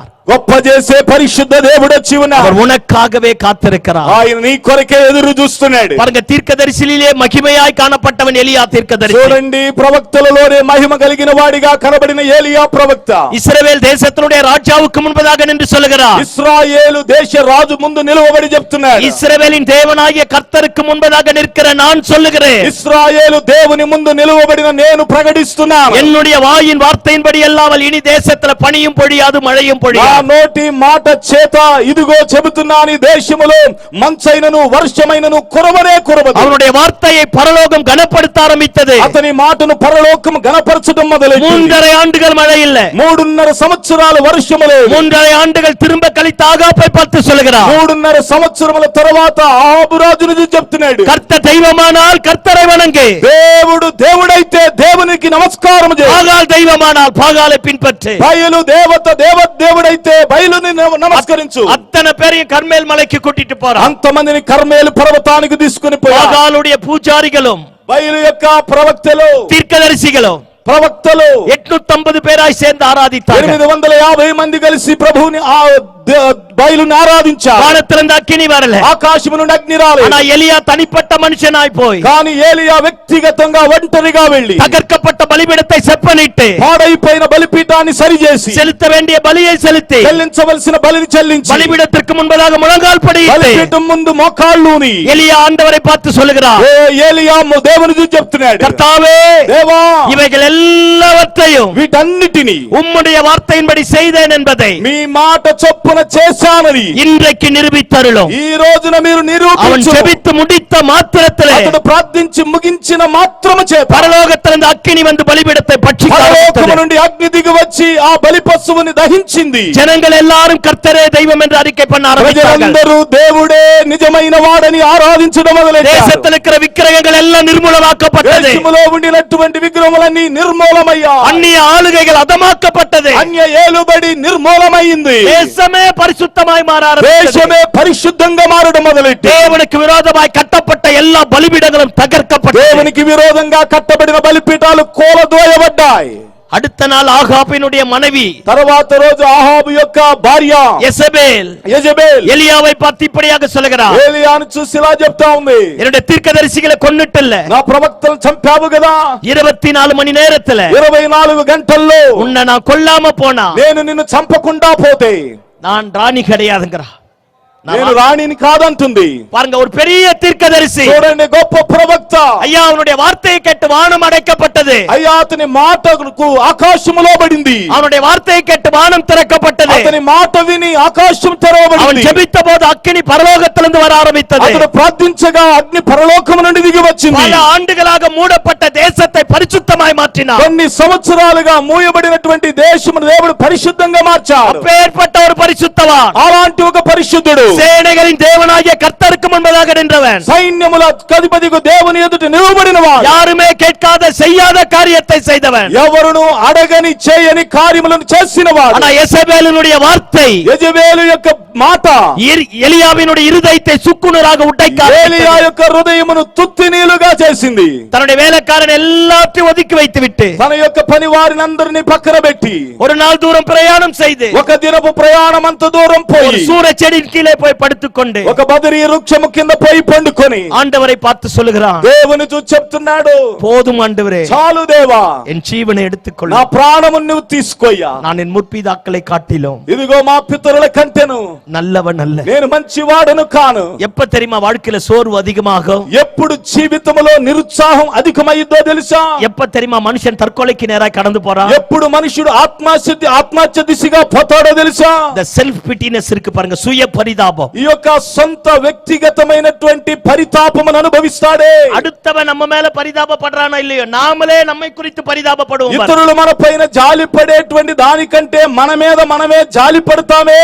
அந்த பரிதாபம், ఆ జాలి పడే, அந்த செல்ஃப் பிட்டினஸ், ఆ వ్యక్తిగతంగా జాలి పడే అనుభవం நம்முடைய வாழ்க்கையை தவறான முடிவுக்கு நேராக கொண்டு మన జీవితము తప్పైనటువంటి తీర్మానము దిశగా నడిపిస్తది. நான் அவங்கள மாதிரி இல்ல, నేను వారిలాగా లేను, எனக்கு படிப்பு இல்ல, నాకు చదువు లేదు, எனக்கு ஞானம் இல்ல, నాకు జ్ఞానము లేదు, எனக்கு அறிவு இல்ல, నాకు తెలివి లేదు, எனக்கு ஒரு நல்ல வாகனம் இல்ல, నాకు మంచి వాహనము లేదు, அவங்கள மாதிரி என்னால பாட முடியாது, వారిలాగా నేను మంచిగా పాడలేను, அவங்கள மாதிரி என்னால ஜெபிக்க முடியாது, వారిలాగా నేను మంచిగా ప్రార్థన చేయలేను. பாருங்க, அடுத்தவங்களோட கம்பேர் பண்ணி ఇతరులతో పోల్చుకొని நமக்கு நாமளே சுய பரிதாபத்திற்குள்ளாக தள்ளப்பட்டு మనకు మనమే సొంతగా మన పైన మనమే జాలి పడుతూ தேவன் நம்முடைய வாழ்க்கையில செய்த எல்லா கிரியைகளையும் மறந்து போய், దేవుడు మన జీవితంలో చేసిన క్రియలన్నిటిని మరిచిపోయి எங்கேயோ ஒரு இடத்துல போய் நாமளாவே அடைத்துக் கொள்வோம், ఎక్కడో ఒక చోటుకు పోయి మనమే అణుచుకుంటామే. எலியா சொல்லுகிறார், ఏలియా చెప్తున్నాడు, நான் முற்பிதாக்களை காட்டிலும் நல்லவன் அல்ல, నేను పితరుల కంటే మంచివాడను కాను, நான் ஆபிரகாமை போல அல்ல, నేను అబ్రహాములాగా కాదు, ఇస్సాకై పోల அல்ல, ఇస్సాకులాగా కాదు, యాకోబై పోల அல்ல, యాకోబులాగా కాదు,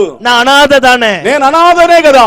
வசனம் தொடங்கும் போது எபிரேயர் எழுதின ஆக்கியோன் இப்படி எழுதுகிறார், ఎబ్రీ వ్యాఖ్యానకర్త రాసేటప్పుడు ఇలా రాస్తాడు, எலியா என்பவன் நம்மை போல பாடுள்ள மனுஷன். ఏలియా మన వంటి శ్రమను అనుభవించిన మనుషుడే. நமக்கெல்லாம் அப்பா அம்மா இருக்காங்க, మనకందరూ తల్లిదండ్రులు ఉన్నారు. ஏதாவது ஒண்ணு அப்பா அம்மா கிட்ட போய் சொல்லலாம், ఏదైనా పోయి తల్లిదండ్రులకు పోయి చెప్పుకోవచ్చు, ஏதாவது ஒண்ணு వైఫ్ கிட்ட போய் சொல்லலாம், ఏదైనా వస్తే భార్య దగ్గర చెప్పుకోవచ్చు, புருஷன் கிட்ட போய் சொல்லலாம், భర్త దగ్గర చెప్పుకోవచ్చు, பிள்ளைங்க கிட்ட పిల్లల சொல்லலாம். దగ్గర చెప్పుకోవచ్చు. ஆனா எலியாவுக்கு யாருமே కానీ ఏలియాకి ఎవరు లేరు, தகப்பனும் இல்ல, తండ్రి లేడు, தாயும் இல்ல, తల్లి లేదు, అనాథ.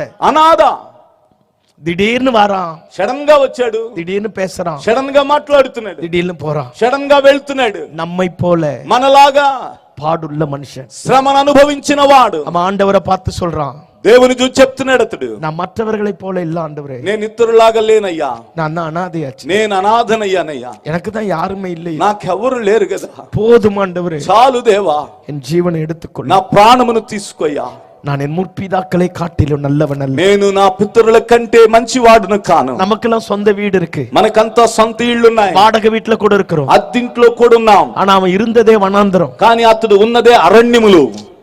ஆண்டவர் கிட்ட கேட்டிருப்பான், நான் போட்டோமா? దేవుని దగ్గర అడిగి ఉంటాడు, నేను వెళ్ళమంటారా, நான் இங்கே இருப்பா, లేకపోతే నేను ఇక్కడనే ఉండనా? வனாந்தரத்துல சுத்தி అరణ్యములో తిరిగి అనాథలాగా తిరిగి பாடுள்ள మనుஷன், శ్రమలను ఉండినటువంటి మనుష్యుడు. நான் మற்றவர்களை போல இல்ல ఆండవరే, మనం ఇతరులాగా లేను దేవా, எனக்கு தான் யாருமே இல்லையே, నాకెవరు లేరు కదా. ஆண்டவரை பார்த்து சொல்லுகிறான், దేవుని చూసి చెప్తున్నాడు, போதும் ஆண்டவரே, చాలు దేవా, என் ஜீவனை எடுத்துக்கொள், నా యొక్క ప్రాణమును తీసుకో. இந்த சுய பரிதாபம் ఈ సొంతగా మనపైన మనమే జాలిపడడం, நம்மை அப்படியே தனிமைக்குள்ளாக கொண்டு போய் అది అలాగే మనల్ని ఒంటరితనములోనికి తీసుకొని పోయి தவறான முடிவு எடுக்க வைத்து விடும். తప్పైన తీర్మానములు చేసుకోవటానికి అది మనల్ని ప్రోత్సహిస్తుంది. பாருங்க, எல்லாரையும் ஒதுக்கிட்டு చూడండి, అందరిని వదిలిపెట్టి ஒரு சூரச்செடிக்குள்ள போய் படுத்துட்டு ఒక బదరీ వృక్షం కింద పోయి పండుకొని ஆண்டவரை பார்த்து அழுது சொல்லிட்டு దేవుణ్ణి చూస్తూ ఏడుస్తూ அப்படியே படுத்து தூங்கிட்டு, అలాగు పండుకొని నిద్రపోయాడు. ஆனா ఆండவர் இருக்கிறார் பாருங்க. కానీ దేవుడు ఉన్నాడు చూడండి. இப்ப நான் மட்டும் ஆண்டவரா இருந்தா నేను మాత్రం దేవుడు అయి ఉంటే இவ்வளவு பெரிய காரியத்தை செஞ்சுட்டு இப்படி புலம்புறியடான்னு கொன்னு இருப்பேன். ఇంత పెద్ద కార్యమును చేసి ఇలా గొనుక్కుంటున్నావు సనుక్కుంటున్నావు అని తన్నేవాడిని. ஆனா ஆண்டவர் பாருங்களேன், కానీ దేవుడు చూడండి, அவனை தூங்க வச்சுட்டு దేవుడు అతను నిద్రపుచ్చి அவனுக்கு பசி எடுக்குன்னு தெரிஞ்சு అతనికి ఆకలి అవుతుందని తెలిసి தேவ தூதனை அனுப்பி దేవదూతను పంపి சாப்பாடு கொண்டு வந்து கொடுத்து భోజనము తీసుకొచ్చి పెట్టి தேவதூதனை எழுப்புறான். దేవదూత లేపుతుంది, எழுந்துரு, లే போஜனம் பண்ணு. భోజనం తిను. எதுவுமே சொல்லல பாருங்களேன். ఏది చెప్పలేదు చూడండి. நம்முடைய உணர்வுகள் మన యొక్క స్పృహ யாருக்குமே தெரியாது. మనకుండినటువంటి వ్యక్తిగతమైనటువంటి ఫీలింగ్స్ ఎవరికి తెలియవు. மனைவிக்கு தெரியாது, భార్యకి తెలియదు, புருஷனுக்கு தெரியாது, భర్తకు తెలియదు, அப்பா அம்மாவுக்கு தெரியாது, తల్లిదండ్రులకు తెలియదు, நேசிக்கிறவங்களுக்கு தெரியாது, వారికి తెలియదు, தன் ஊழியர்களுக்கு தெரியாது, సావుకులకు తెలియదు, அதற்காக ஜெபிக்கிறவங்களுக்கு தெரியாது, ప్రార్థించే వారికి ஐயா, நம்முடைய உணர்வுகள் யாருக்குமே தெரியாது. అయ్యా, మనలో పుట్టే తలంపులు ఎవరికి తెలియవయ్యా. ஆனா நம்முடைய உணர்வுகளை அறிந்த ஒரு தெய்வத்தை ஆராதிக்கிறோம். కానీ మనలో కలిగే ఫీలింగ్స్ ని ఎరిగిన దేవుడు ఆయన. ஆண்டவர் எலியாவின் இடத்துல வந்து దేవుడు ఏలియా దగ్గరికి వచ్చి எழுந்து சாப்பிடு, లేచి తిను, ஒண்ணுமே சொல்லல பாருங்க. ఏమి చెప్పలేదు చూడండి. எந்திரிச்சு சாப்பிட்டு படுத்துட்டு இருப்பான். లేచి తిని పండుకున్నాడు. செகண்ட் டைம் திரும்ப வந்து రెండవసారి తిరిగి వచ్చి எழுந்து சாப்பிடு, లేచి తిను, சாப்பிட்டு முடிச்ச உடனே சொல்றா, తిని ముగించిన వెంటనే చెప్తున్నాడు, நீ சாக வேண்டியவன் இல்லையா, నీవు చావవలసిన వాడివి కాదయ్యా, நீ போக வேண்டிய தூரம் வெகு தூரம். నీవు వెళ్ళవలసిన దూరం బహుదూరం. ஒருவேளை இந்த நல்ல இரவு வேளையில ఒకవేళ ఈ మంచి రాత్రి వేళలో நான் நம்பினவர்கள் எல்லாரும் என்னை ஏமாத்திட்டாங்க, నేను నమ్మిన వారందరూ నన్ను நான் మోసగించారు, நேசித்தவர்கள் எல்லாரும் என்னை தூக்கி எறிஞ்சிட்டாங்க, నేను ప్రేమించిన వారందరూ నన్ను విసిరివేశారు, நான் సభைக்காக ఇத்தனை పాடுபட்டேன், నేను సంఘం కొరకు ఇంతగా ஆண்டவருக்காக இத்தனை ஊழியம் செஞ்சேன், దేవుని కొరకు నేను ఇంత సేవ చేశాను, ஆனா இன்றைக்கு அனாதை போல நிற்கிறேன், కానీ నేను ఒంటరిగా అనాథలాగా మిగిలాను. என்னை ஒருவருமே புரிந்து கொள்ளவில்லை, నన్నెవరు అర్థం చేసుకోవడం లేదు. ஏதோ ஒரு விதத்துல விடாய்த்து போய் வந்திருக்கலாம், ఏదో ఒక స్థితిలో బద్దలైన స్థితిలో వచ్చి ఉండవచ్చు, சோர்ந்து போய் வந்திருக்கலாம், నిరుత్సాహ స్థితిలో వచ్చి ఉండవచ్చు. உணர்வுகளை புரிந்த ஆண்டவர் இந்த இரவு வேளையில வந்திருக்கிறார். మీ యొక్క స్పృహను ఎరిగిన దేవుడు ఈ రాత్రి వేళ నీకు సమీపంగా వచ్చి உன்னையும் என்னையும் பார்த்து சொல்லுகிறார், నిన్ను నన్ను చూసి చెప్తున్నాడు, எலியாவே, ఏలియా எழுந்திரு, లెమ్ము, நீ போக வேண்டிய தூரம் வெகு தூரம். నీవు వెళ్ళవలసిన దూరం బహుదూరం. ஹல்லேலூயா, హల్లెలూయా, ஹல்லேலూயா. హల్లెలూయా. அவன் நினைச்சிருப்பான், అతడు అనుకొని ఉంటాడు, நம்ம தான் அனாதையாச்சே, మనం అనాథము కదా, நமக்கு பின்னாடி இந்த ஊழியத்தை எடுத்து செய்ய யாருமே இல்ல మన நினைச்சிருப்பான். తర్వాత ఈ పరిచర్యను తీసుకొని కొనసాగించే వారు ఎవరు లేరు కదా. ஆனா ஆண்டவர் சொல்லுகிறார், అని దేవుడు చెప్తున్నాడు, உனக்கு பின்னாடி ரெட்டிப்பான வரத்தை உடைய ஒரு எலிசாவை வைத்திருக்கிறேன், నీకు అనంతరం రెట్టింపు వరము కలిగిన ఎలీషాను నియమించాను. உன் ஊழியம் இதோடு முடியாது, సేవ ఇంతటితో నువ్వు ముగియదు. உன்னை குறித்த திட்டத்தை நான் நிறைவேற்றி முடிக்கிற வரைக்கும் నీ గురించి ప్రణాళిక నా సంపూర్ణముగా నెరవేరు వరకు நான் விட்டு கொடுக்க மாட்டேன். నేను విడిచిపెట్టను. நான் விடாய்த்து போன ஆத்துமாவை சம்பூர்ணமடைய பண்ணக்கூடிய கர்த்தர், నేను అలసినటువంటి ఆత్మను సంపూర్ణముగా తృప్తిపరచువాడు. ஓய்ந்து போன எல்லாரையும் நன்மையினால நிரப்பக்கூடிய ஆண்டவர், కోల్పోయినటువంటి వాటన్నిటినీ దేవుడు మేలుతో తృప్తిపరచువాడు. இதற்காகவே விழித்துக் கொண்டிருக்கிறேன். అందుకొరకే నేను మేలుకొని ఉన్నానంటే எழுந்திரு, లెమ్ము, போஜனம் பண்ணு, భోజనము తిను. போக வேண்டிய தூரம் வெகு தூரம். పోవలసిన దూరం బహుదూరం. ஒருவேளை மற்றவர்களோடு ஒப்பிட்டு ఒకవేళ ఇతరులతో పోల్చుకొని அவர்களைப் போல நான் இல்ல, వారిలాగానే లేను, இவரை போல நான் இல்ல, వీళ్ళలాగానే లేను, என் பேக்ரவுண்ட் வேற மாதிரி இருக்கு, నా బ్యాక్గ్రౌండ్ వేరే మారిగా ఉంది. அனாதை போல இருக்கிறேன், నేను అనాథలాగా ఉన్నాను. ஏதோ ஒரு பயம், ఏదో ఒక భయం, ஏதோ ஒரு கலக்கம், ఏదో ఒక కలవరం, ஏதோ ஒரு தனிமை, ఏదో ఒక ఒంటరితనం, எல்லாராலும் புறக்கணிக்கப்பட்ட நிலை, అందరి చేత తృణీకరింపబడిన స్థితి, பாடுகளோடு, బాధలతో, வேதனைகளோடு, వేదనలతో, துக்கத்தோடு దుఃఖముతో இந்த மாலை வேளையில ఈ வந்திருக்கலாம். రాత్రి వేళ వచ్చి ఉండొచ్చు. ஆண்டவர் உன்னை பார்த்து சொல்லுகிறார், దేవుడు నిన్ను చూసి చెప్తున్నాడు, சூரச் செடியினுடைய முடிவு வாழ்க்கை கிடையாது, సొర చెట్టు నీ యొక్క ముగింపు కాదు. நீ போக வேண்டிய தூரம் வெகு தூரம். నీవు పోవలసినటువంటి దూరం బహుదూరం. உன்னை குறித்து நான் ஒரு பெரிய திட்டம் నీ வைத்திருக்கிறேன், గురించి గొప్ప ప్రణాళిక నేను కలిగి ఉన్నాను. உனக்கு பின்னாடி உன் சந்ததியை நான் ஆசீர்வதித்து பலிகி பெருக பண்ண ఈ போகிறேன், తర్వాత నీ సంతతిని నేను ఫలించి అభివృద్ధి చేసి విస్తరింపజేయబోతున్నాను. உன்னாலே தேசத்தை ஆளக்கூடிய ராஜாக்கள் నీ எழும்புவார்கள், ద్వారా చేయబోతున్నాడు. You are going to shake the nations. నీవు దేశమును కదల్చబోతున్నావు. எழுந்திரு. లెమ్ము. భోజనం பண்ணு. భోజనము తిను. போக வேண்டிய தூரம் வெகு தூரம். పోవలసిన దూరం బహు దూరం. ஒருவேளை எல்லாராலும் கைவிடப்பட்டு ఒకవేళ అందరి చేత చేయివిడు 1008 సవాల్களோட వేల కొలది సవాలుల చేత வாழ்க்கை கூனி குறுகி போன நிலைமையில జీవితం కుంగి కృషించిపోతే இந்த మాల వేళలో வந்திருக்கலாம். ఈ రాత్రి వేళ మీరు వచ్చి ఉండొచ్చు. தகப்பன் இல்லாம இருக்கலாம், తండ్రి లేకుండా ఉండొచ్చు, தாய் இல்லாமல் இருக்கலாம், తల్లి లేకుండా ఉండొచ్చు, நேசிக்க ஆள் இல்லாமல் இருக்கலாம், ప్రేమించే వ్యక్తులు లేకపోవచ్చు. எல்லாமே இருந்தும் అన్ని ఉండి அநாத மாதிரியே இருக்கிற நினைக்கலாம். అనాథలాగా ఉన్నానని అనిపించినా இல்ல தேவ பிள்ளையே, లేదు దేవుని బిడ్డ, உனக்காக பரலோகம் காத்திருக்கு. నీ కొరకు పరలోకం ఎదురు చూస్తుంది. விடாய்த்து போன உன்னை கர்த்தர் திருப்தியாக்க போகிறார். అలసిపోయినటువంటి నిన్ను ఆయన తృప్తి పరచబోతున్నారు. ஒரு நிமிடம் எல்லாரும் எழும்பி நிற்போமா? ఒక్క నిమిషం అందరూ లేచి నిలబడదామా? எல்லாரும் எழும்பி நிற்போம். అందరూ ఉన్న చోట ఒక్క నిమిషం లేచి నిలబడదాం. ஒருவேளை சுமக்க கூடாத பாரத்தோடு வந்திருக்கலாம். ఒకవేళ మోయలేని భారముతో మీరు వచ్చి ఉండవచ్చు.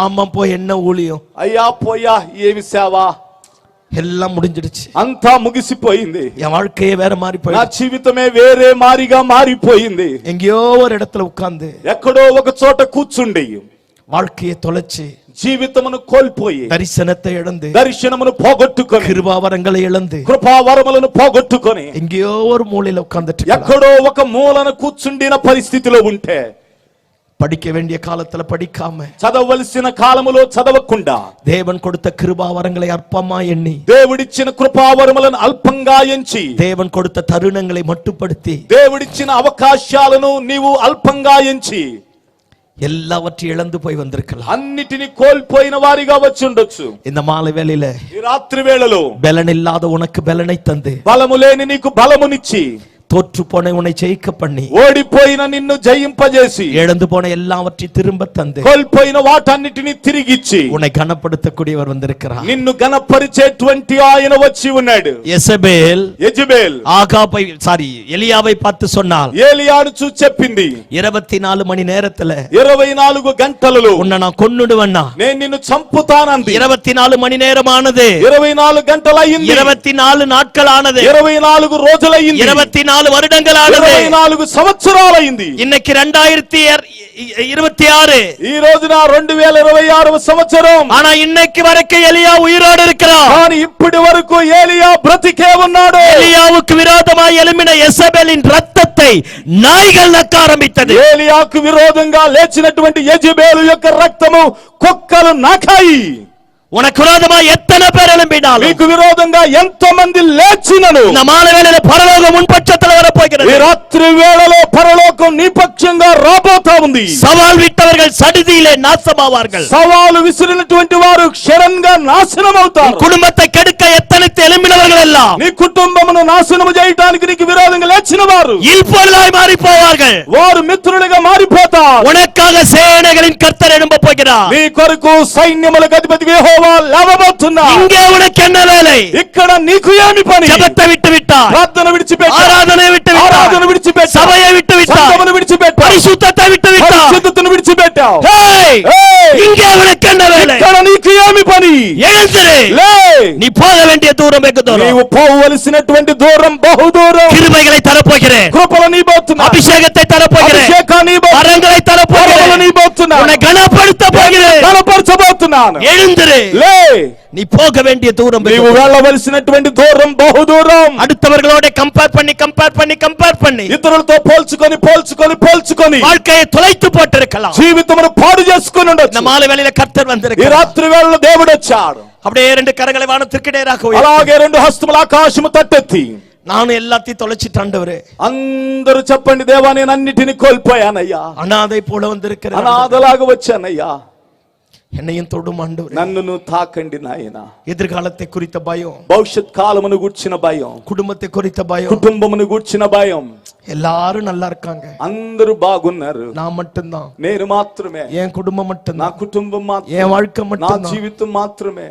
ஏதோ ஒரு வழி. ఏదో ఒక బాధ. அப்படியே 2 கையை வானத்துக்கு நேராக உயர்த்தி అలాగు 2 హస్తముల ఆకాశం తట్టెత్తి அவரை பார்த்து சொல்லுவோம், ఆయన చూసి చెప్దామా, நானும் சூரிய செடிக்குள்ள வந்துட்டு ఆண்டவரே, నేను బదరి వృక్షం కిందకు వచ్చానయ్యా, போதும் ஆண்டவரே, చాలు దేవా, என் ஜீவனை எடுத்துக்கொள்ளும். అయ్యా నా ప్రాణమును తీసుకో. வாழவே பிடிக்கல ஆண்டவரே, బ్రతకటమే ఇష్టం ఉండలేదు. இல்ல தேவ பிள்ளையே, లేదు దేవుని బిడ్డ, பட்சத்துல கர்த்தர் வரப்போகிறார். పక్షంగా దేవుడు రాబోతున్నాడు. மோசேயை தொட்ட கரம் உன்னை தொட போகிறது. మోషేని తాకిన హస్తం உனக்கு ஒரு பெரிய అద్భుతத்தை கர்த்தர் செய்ய నీ போகிறார். పట్ల దేవుడు అద్భుతాన్ని நீ చేయబోతున్నాడు. இருந்த மாதிரி நீ இருக்க மாட்டே. ఉన్నట్టుగా నీకు మీద ఉండబోట్లేదు. கர்த்தர் உனக்காக யுத்தம் பண்ண దేవుడు போகிறார். నీ పక్షంగా యుద్ధం చేయబోతున్నాడు. அப்படியே கண்களை மூடி అలాగు కండ్లు మూసుకొని எல்லாருமாய் வானத்தை அண்ணாந்து பார்த்து, అందరము ఆకాశము తట్టు తేరి చూస్తూ, எல்லாரும் வானத்தை அண்ணாந்து பார்த்து, అందరూ ఆకాశము తట్టు తేరి చూస్తూ, நான் மீண்டுமாய் எழும்ப, మరలా నేను తిరిగి లేచి என் வாழ்க்கை மீண்டுமாய் கட்டப்பட, నా జీవితం మరలా తిరిగి కట్టబడి, மீண்டுமாய் என் ஊழியத்தை தொடர, తిరిగి మరలా నా సేవను ప్రారంభించునట్లు, மீண்டுமாய் நான் எழுந்து போன அபிஷேகத்தை புதுப்பித்துக் கொள்ள, తిరిగి నూతనంగా నా అభిషేకాన్ని నూతన పరచబడినట్లుగా,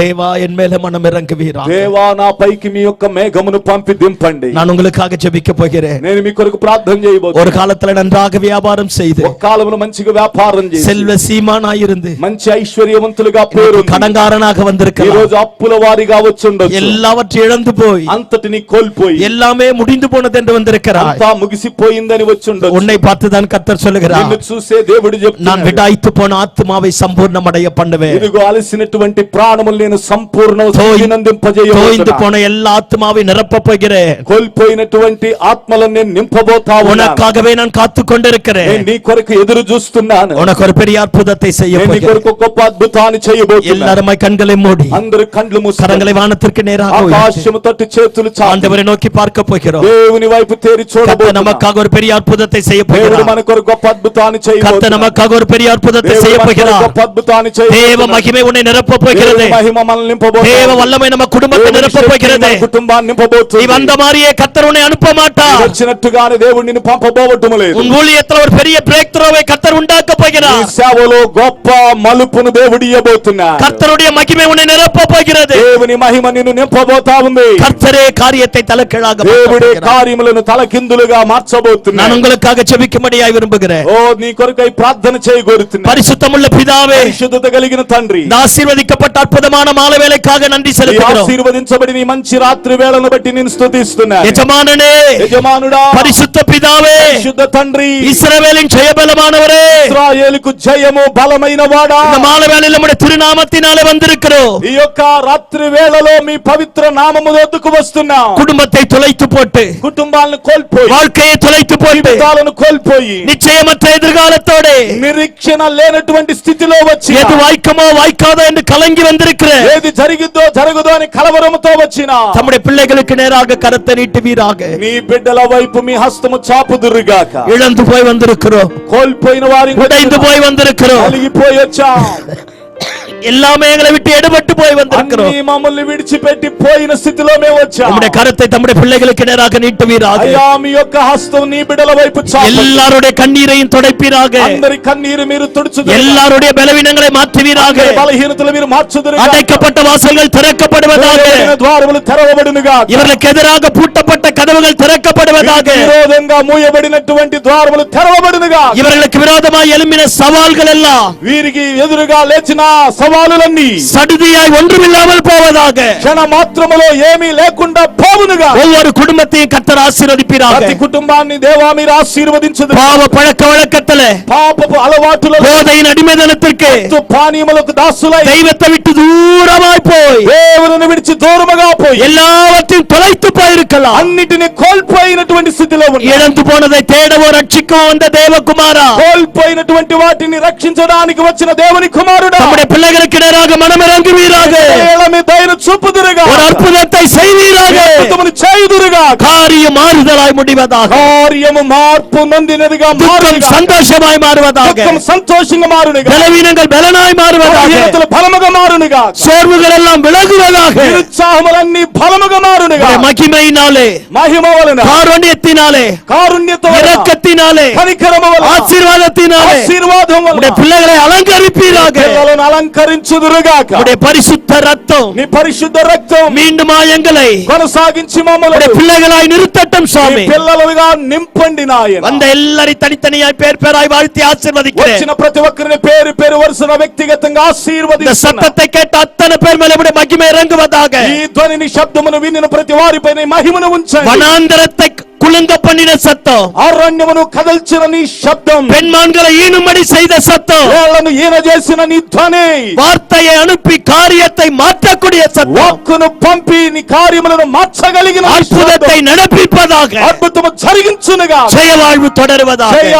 జీవితం ఆరంభమగునుగా. கர்த்தர் அப்படியே நம்முடைய பிள்ளைகளை ஆசீர்வதித்ததற்காக దేవాని நன்றி. బిడ్డలు అలాగునే మీరు ఆశీర్వదించుదురుగా. எல்லா மகிமையும் உமக்கு தருகிறோம். సమస్త మహిమ మీకే చెల్లిస్తున్నాం. சந்தோஷமும் மகிழ்ச்சியும் பெருகட்டும். సంతోషము ఆనందం పెరుగునుగా. நித்திய ஜீவனுக்கு பாத்திரவான்களாய் నిత్య மாற்றுவீராக. జీవమునకు పాత్రులుగా మారుదురుగా. கர்த்தர் அப்படியே செய்ததற்காக நன்றி దేవా செலுத்துகிறோம். మీరు అలాగు చేసినందుకు వందనాలు. இயேசுவின் நாமத்தில் ஜெபம் கேளு நல்ல பிதாவே. యేసు నామములో ప్రార్థన ఆలకించినందుకు వందనాలు తండ్రి.